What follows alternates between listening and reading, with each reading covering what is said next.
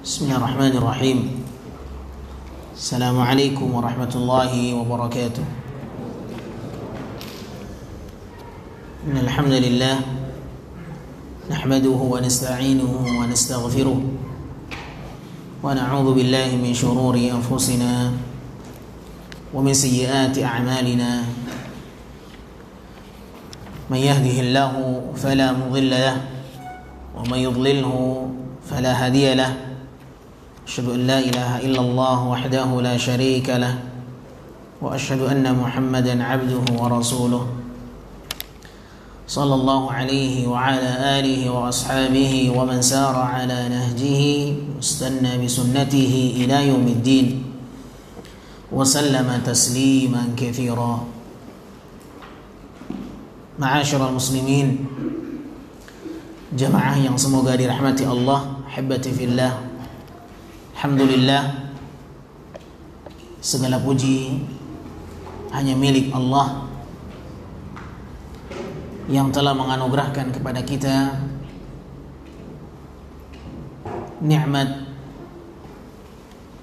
Islam dan nikmat iman, yang karena nikmat itu kita hadir di dalam rumahnya, yang karena nikmat Islam itu kita belajar agama Islam. Anugerah yang sangat besar Allah berikan kepada hamba-hambanya. Maka sepatutnya bagi kita untuk memuji Allah atas hidayah Islam. Alhamdulillahilladzi hadana li hadza wa ma kunna linahtadiya laula an hadana Allah.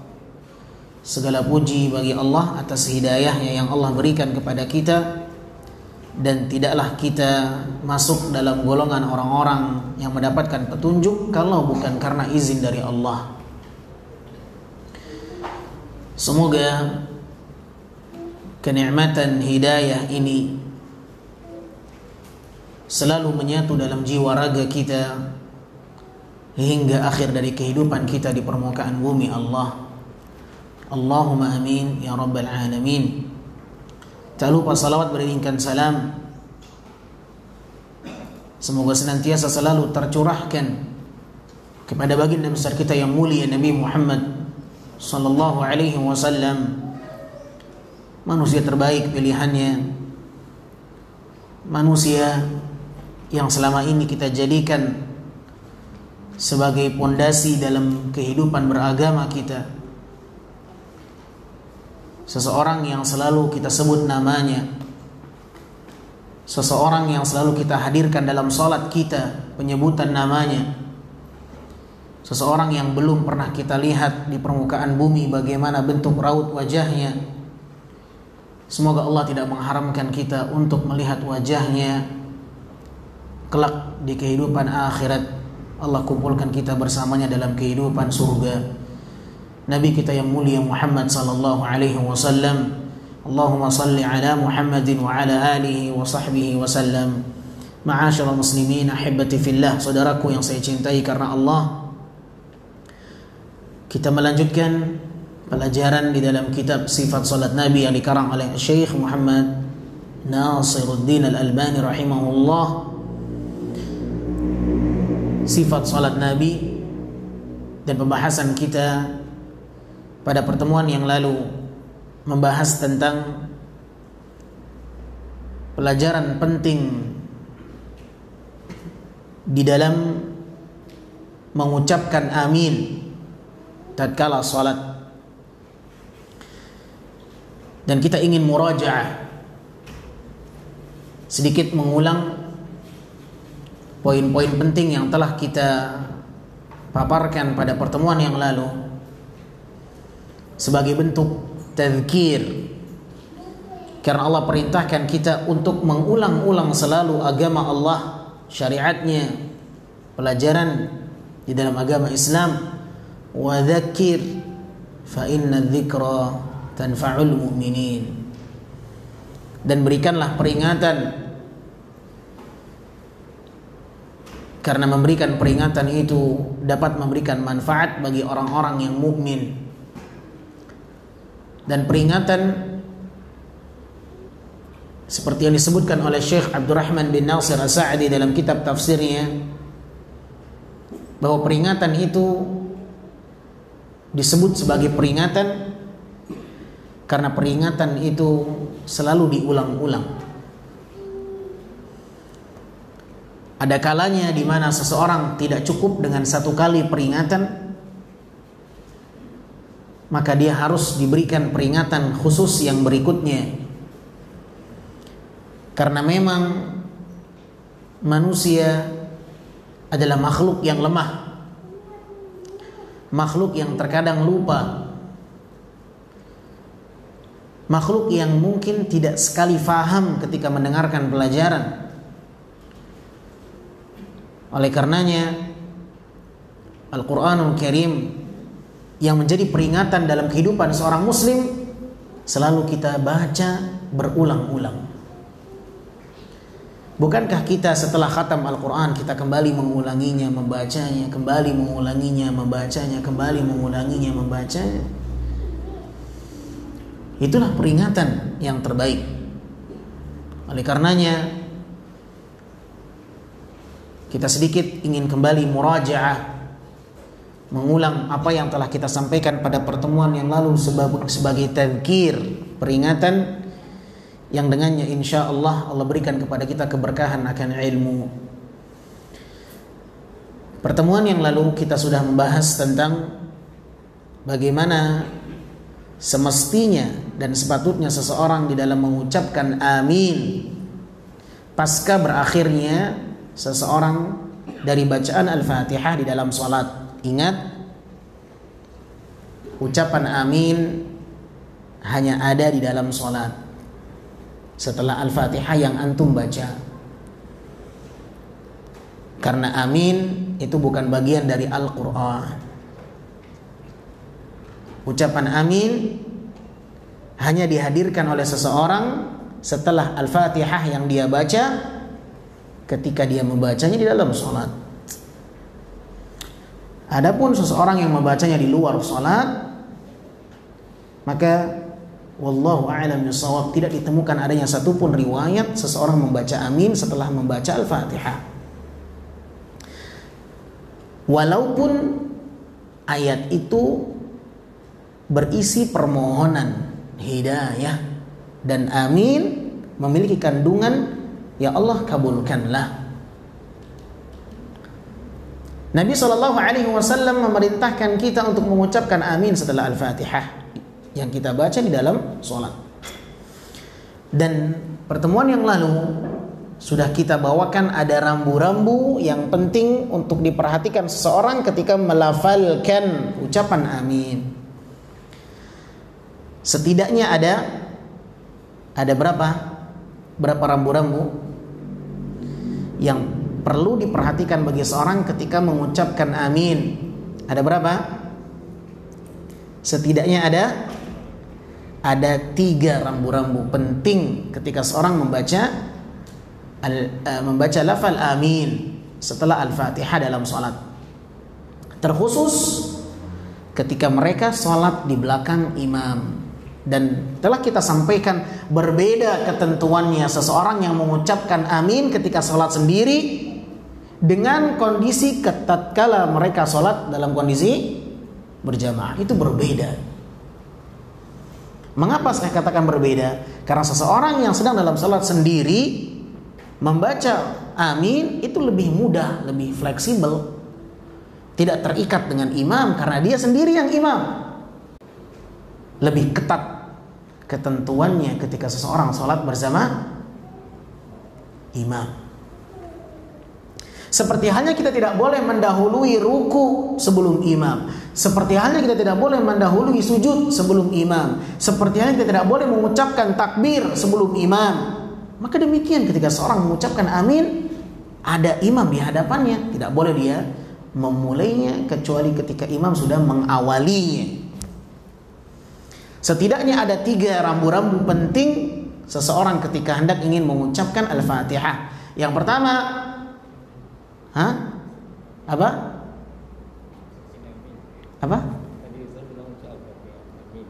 Afwan. Setidaknya seseorang ada 3 rambu-rambu penting ketika mengucapkan amin setelah Al-Fatihah. Yang pertama apa?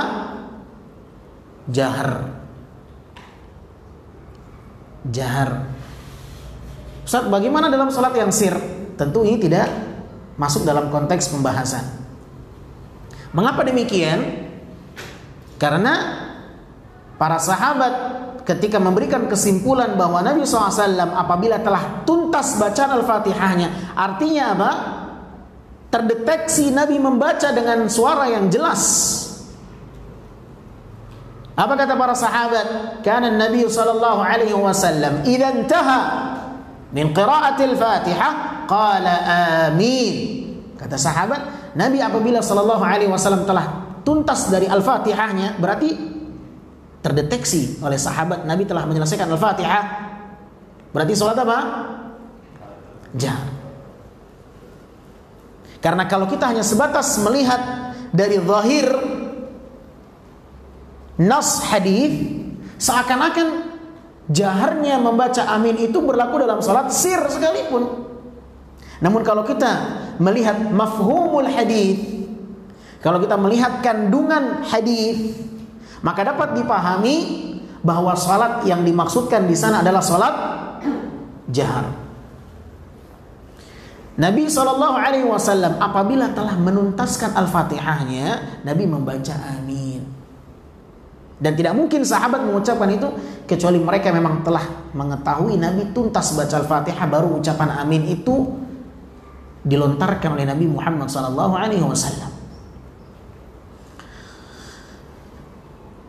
Yajhar, Nabi menjaharkannya, mengeraskannya, wa yamuddu biha sautahu, dan Nabi SAW memanjangkan suaranya.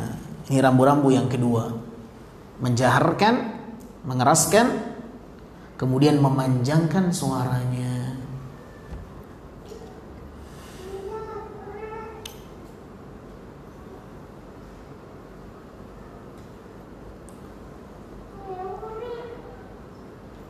Maka sebuah kekeliruan seseorang yang sholat jahar namun tidak menjaharkan ucapan aminnya. Karena ada sebagian makmum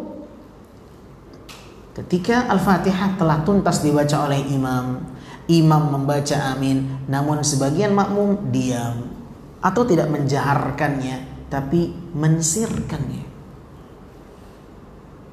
Ya, diam saja. Tidak dia lantangkan suara. Dia lantangkan suaranya. Ucapkan nah. Kemudian dia ketika menjaharkannya, sejauh mana dia memanjangkannya? Sudah kita bawakan bahwa membaca lafaz amin seperti seseorang membaca apa? Yasin.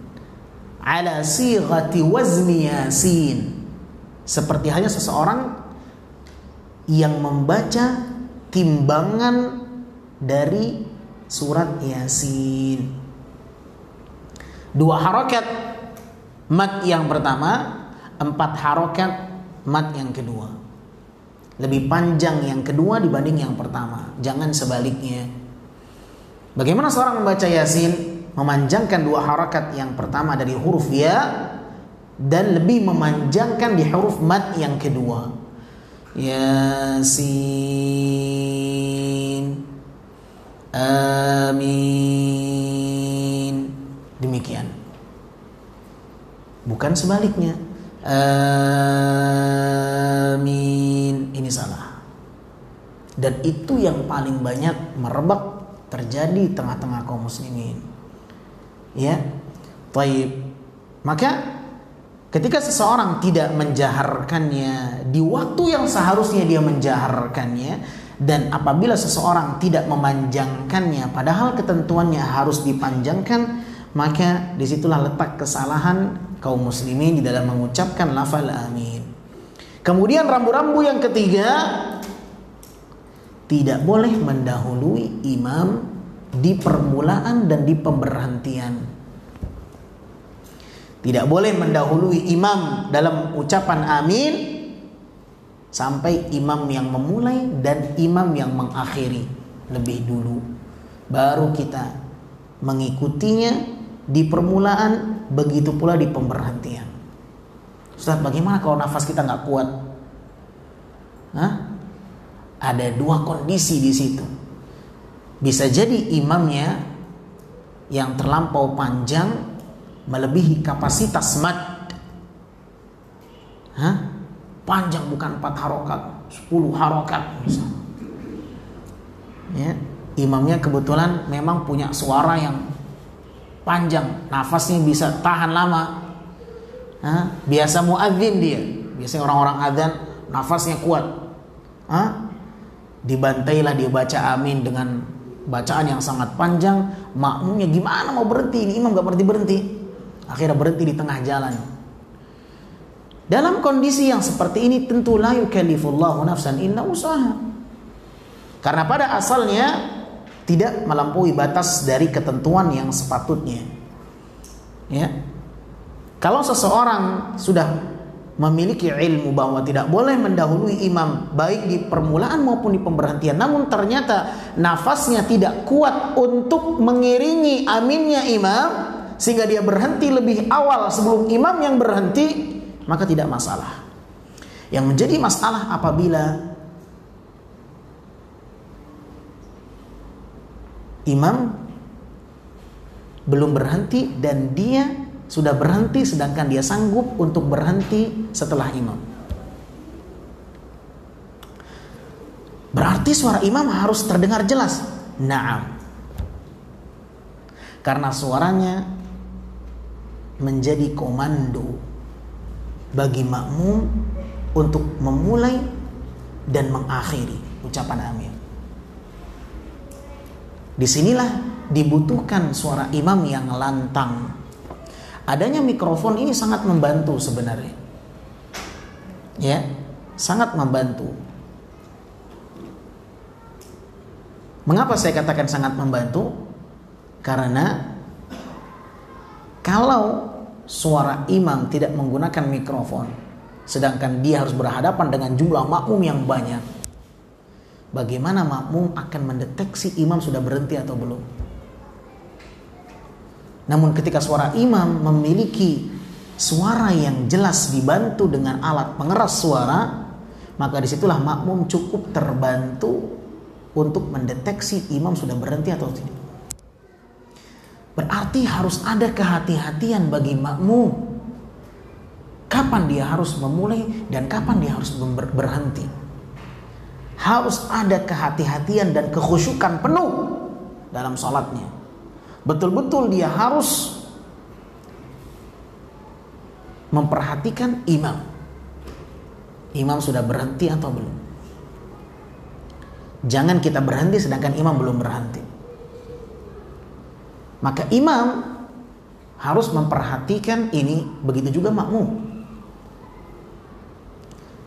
Imam hendaklah bersegera mengucapkan amin sehingga makmum tidak masuk dalam ancaman mendahului imam.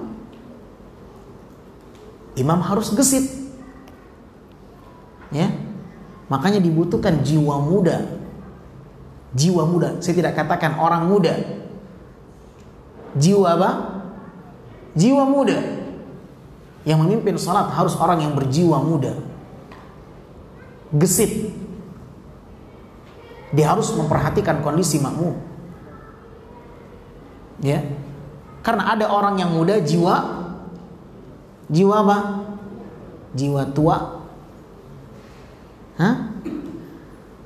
Ada orang tua jiwa muda. Ada orang muda jiwa muda.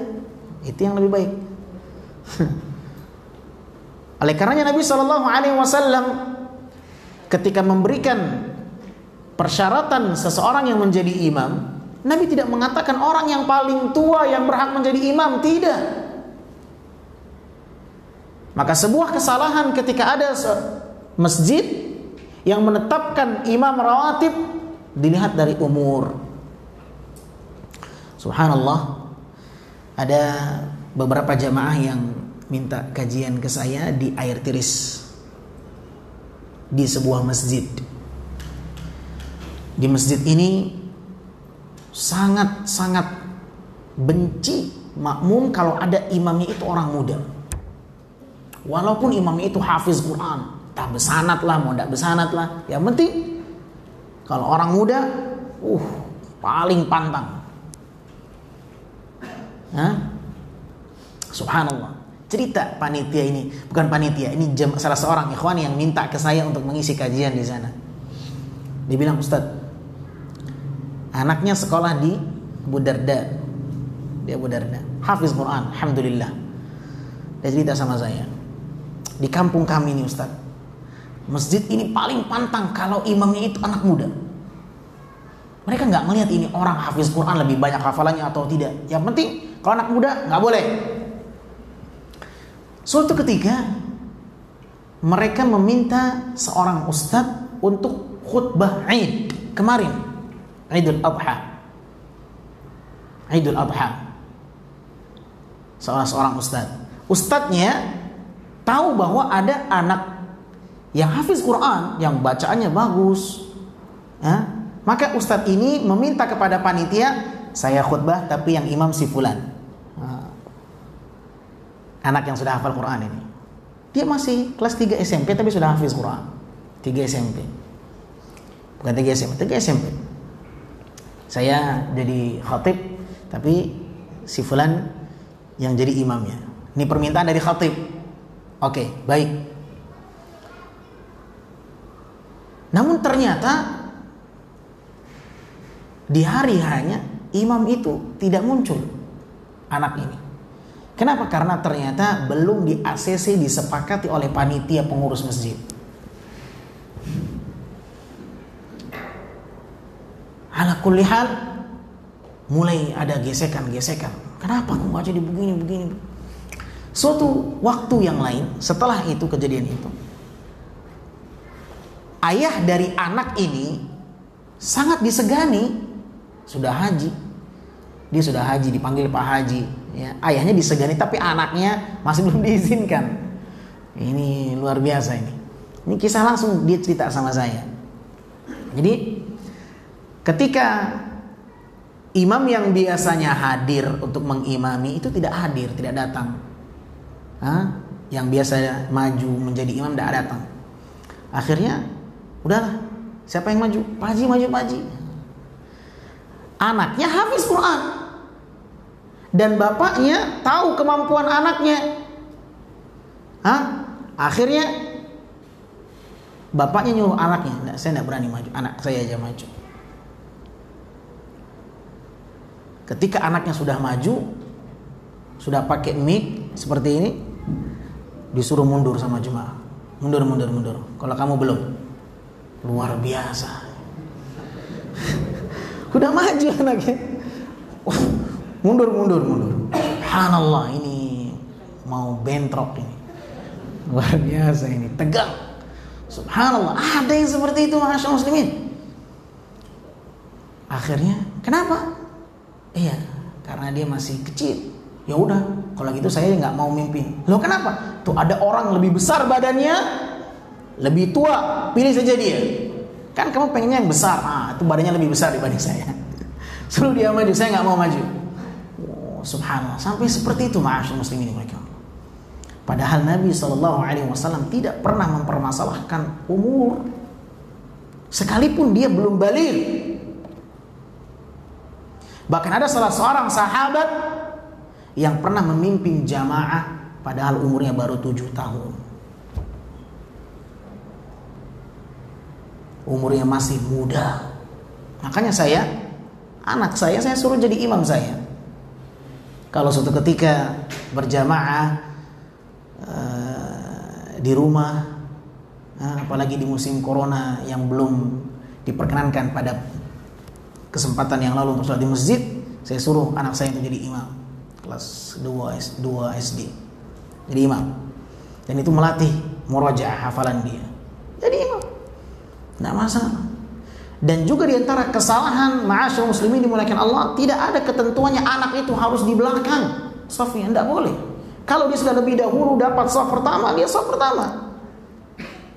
Syekh Shalih bin Utsaimin rahimahullah mengatakan, wahai Syekh, bagaimana kalau sekiranya ada anak kecil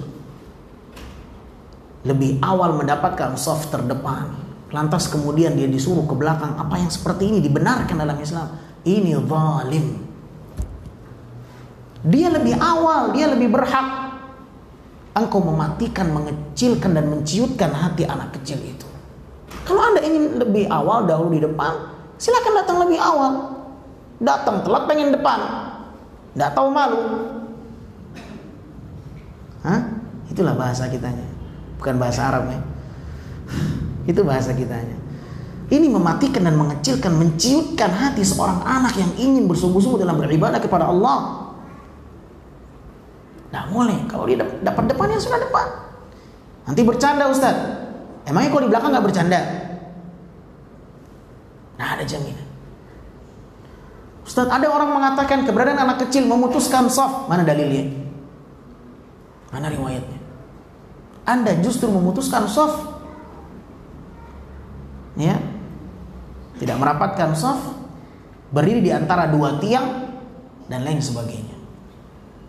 Baik, ala kulli hal, ma'asyar muslimin dimuliakan Allah, banyak di tengah-tengah masyarakat kita hal-hal yang mereka jadikan itu sebagai aturan main, padahal itu bukanlah menjadi ketentuan yang perlu diperhatikan.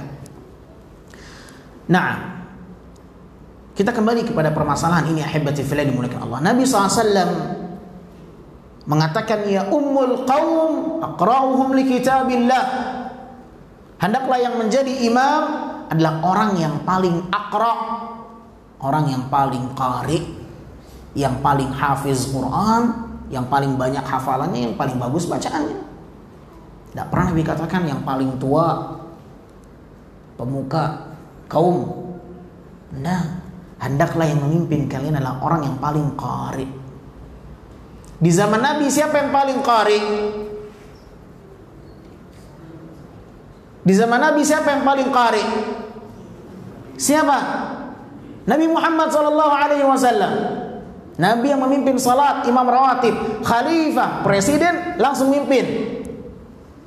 Padahal ada yang lebih tua. Abu Bakar lebih tua dibanding Nabi SAW. Ya atau tidak? Tidak. Ada yang lebih tua? Banyak. Pamannya Nabi SAW, Hamzah, dan yang lainnya. Taib. Tapi Nabi SAW yang memimpin salat, karena memang Nabi adalah orang yang paling qari dalam bacaan Quran, karena memang Nabi langsung diajarkan oleh Jibril, murid pertama Jibril, Nabi SAW. Ya.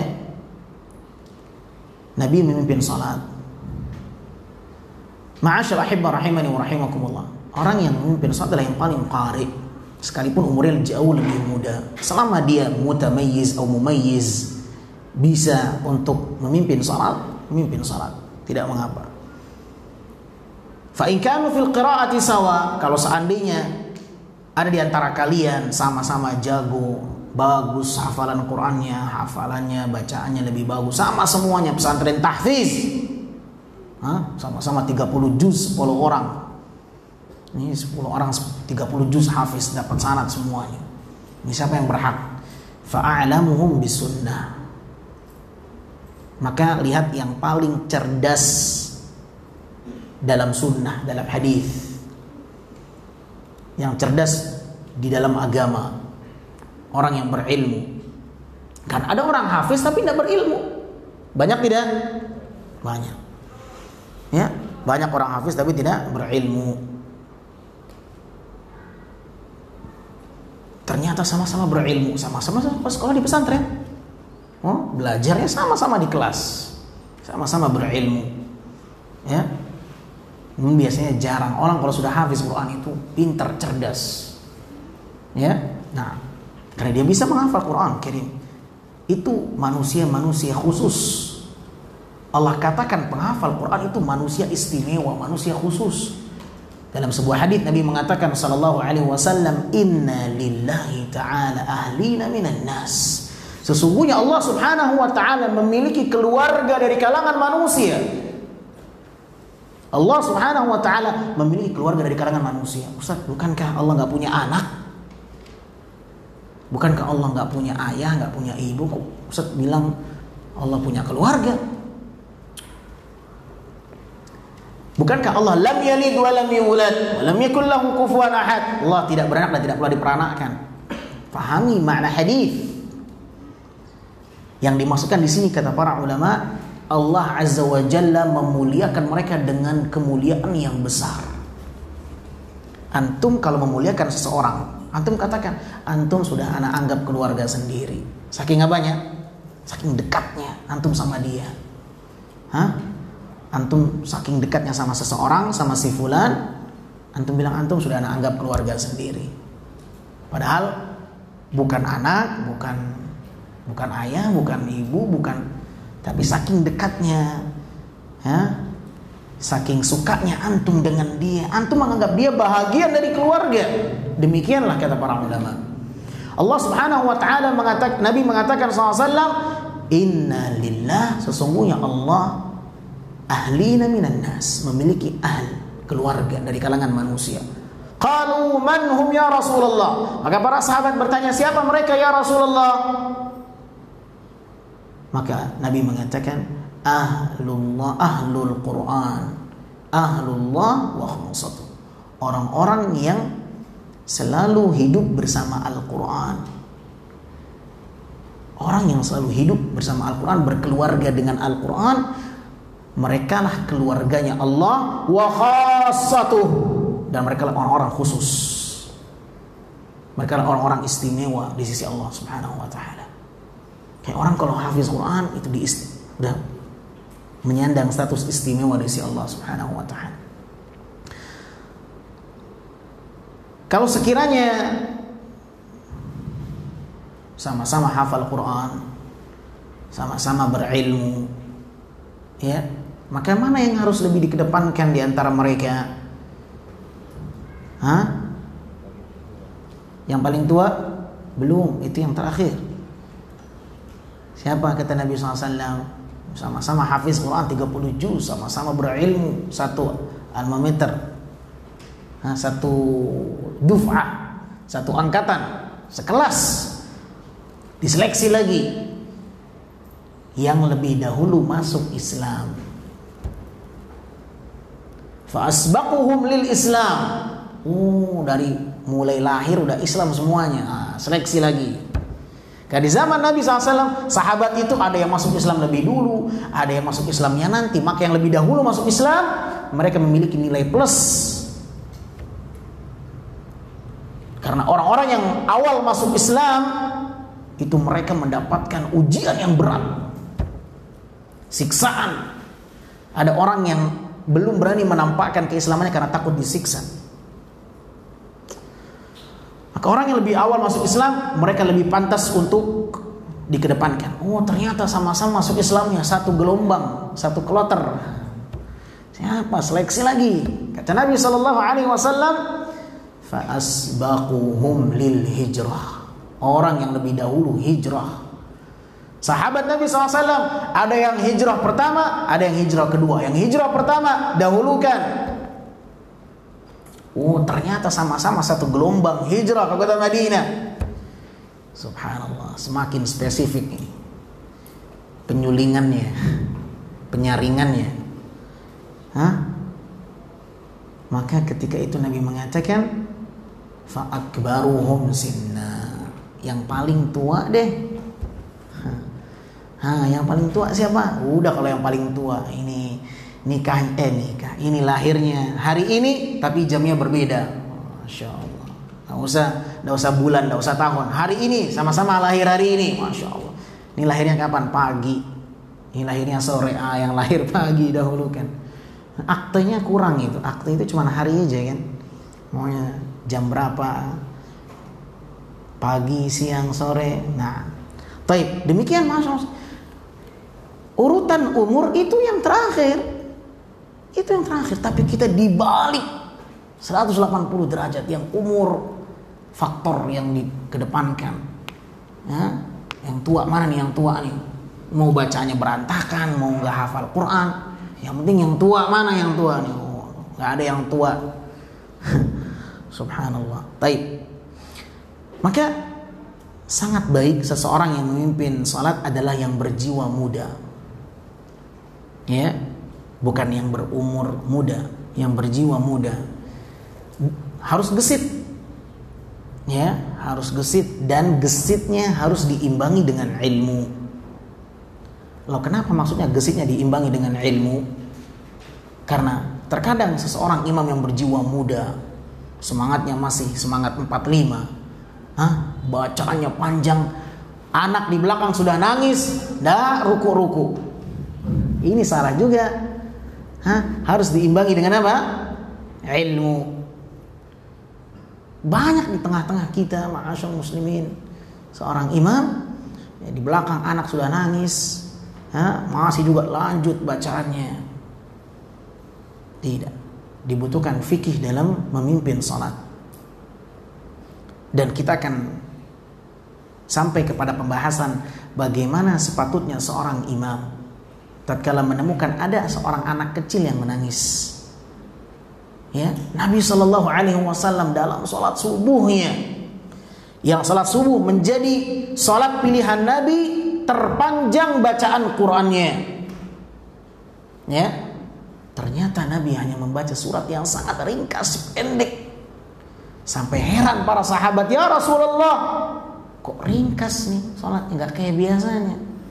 Heran sahabat, biasanya panjang. Kalau kita kebalikannya, kok panjang nih orang salat? Orang kita kan kayak gitu, sukanya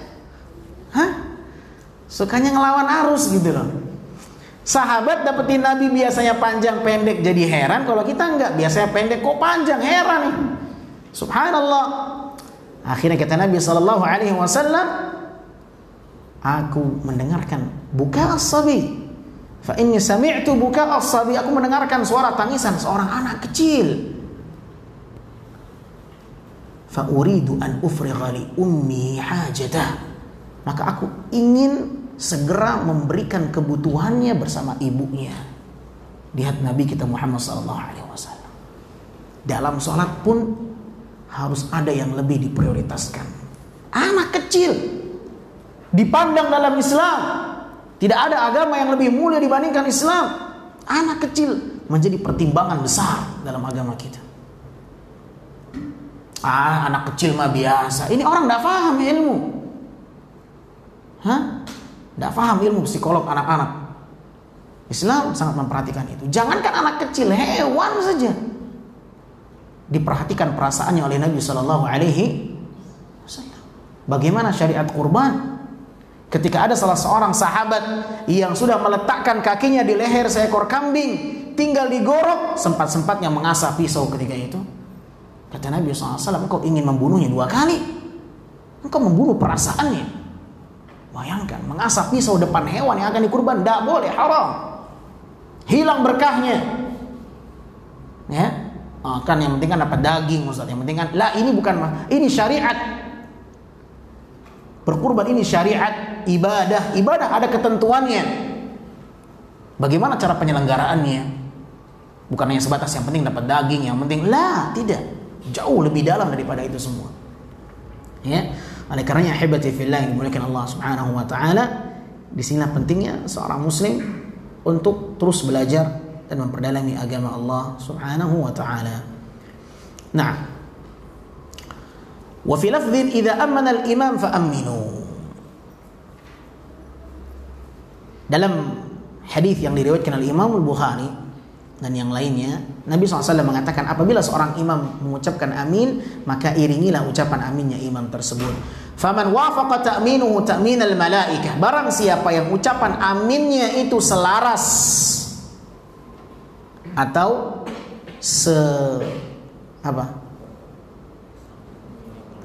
sama dengan aminnya ucapan malaikat, ya, maka Allah akan ampunkan dosa-dosa dia yang telah lalu.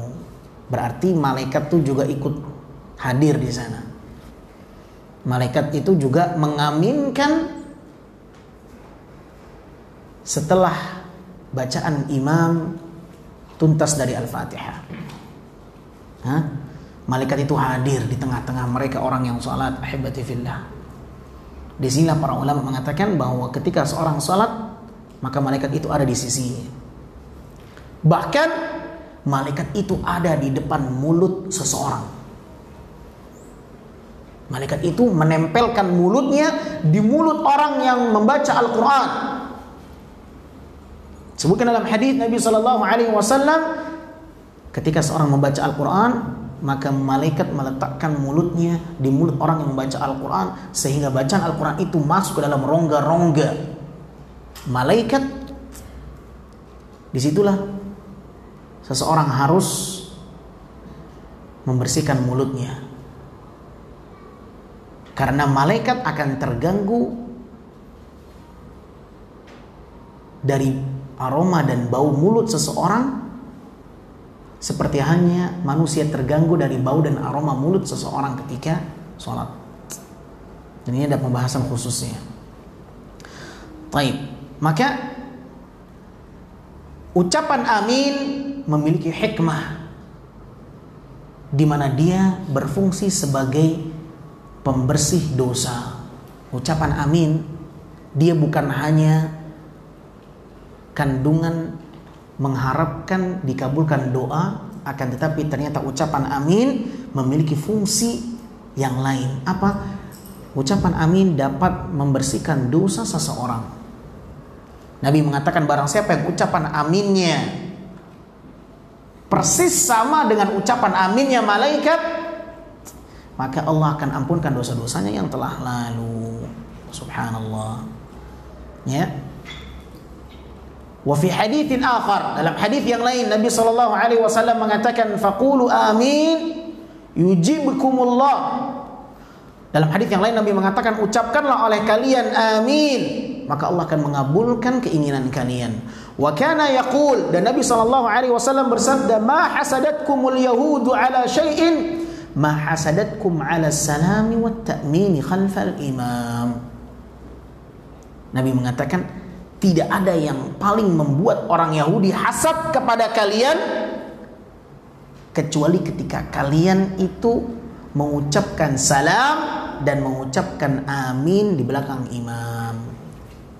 Tidak ada yang paling membuat hasad, iri, dengki orang Yahudi terhadap kalian dibandingkan ucapan kalian assalamualaikum dan ucapan aminnya kalian di belakang imam. Orang Yahudi paling benci ketika tahu kaum muslimin itu mengucapkan salam di antara mereka, saling mendoakan di antara mereka, ya. Dan juga ketika kaum muslimin mengucapkan amin, itu mereka paling hasad. Nah, wallahu a'lam bissawab. Ma'asyal muslimin, ini yang bisa kita sampaikan pada kesempatan di malam hari yang berbahagia ini. Mudah-mudahan bermanfaat. Kurang dan lebihnya saya mohon maaf. Wabillahi taufiq. Subhanakallahumma wa bihamdika asyhadu an la ilaha illa anta astaghfiruka wa atubu ilaik. Wassalamualaikum warahmatullahi wabarakatuh.